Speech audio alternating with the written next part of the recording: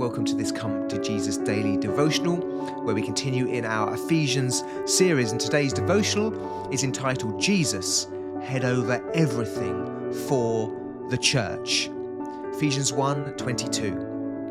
And God placed all things under his feet and appointed him to be head over everything for the church, which is his body, the fullness of him who fills everything in every way.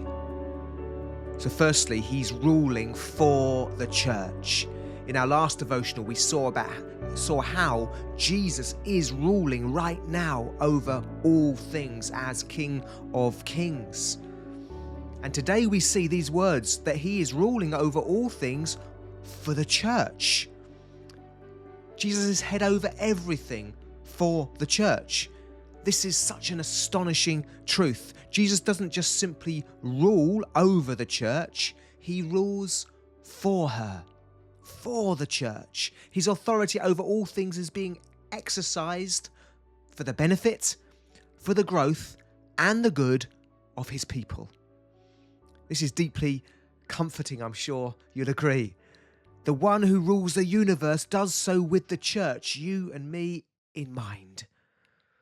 Jesus is building his church. He's gathering the lost sheep from the four corners of the earth. He's bringing them together into one flock, into his people, and he's ruling over all things for his church, to build his church.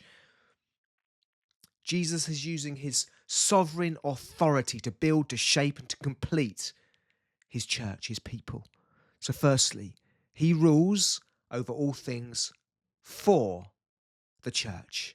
Secondly, all things are under his authority for the sake of the church. Spiritual powers, governments, economies, cultural movements, even persecution are all under Jesus' feet. And astonishingly, he governs them all for the church. This doesn't mean that everything is good and noble and right. Of course not. There's many sinful actions, many sinful things in the world, many sinful people. But Jesus, in his great rule, is masterfully working through all things, in all things, for the good of his people, as we read in Romans 8:28. So we may not always understand his ways, but we can trust his heart. We can trust his rule. We can trust his wisdom. Even in darkness and suffering and uncertainty, Jesus remains sovereign king for his church.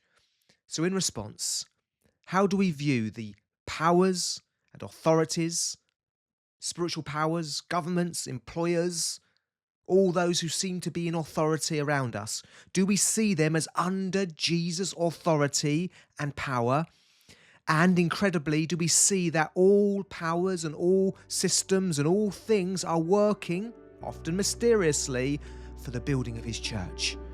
Jesus is working through all things to build us up individually and our church communities up, and to bring his mission to the ends of the earth.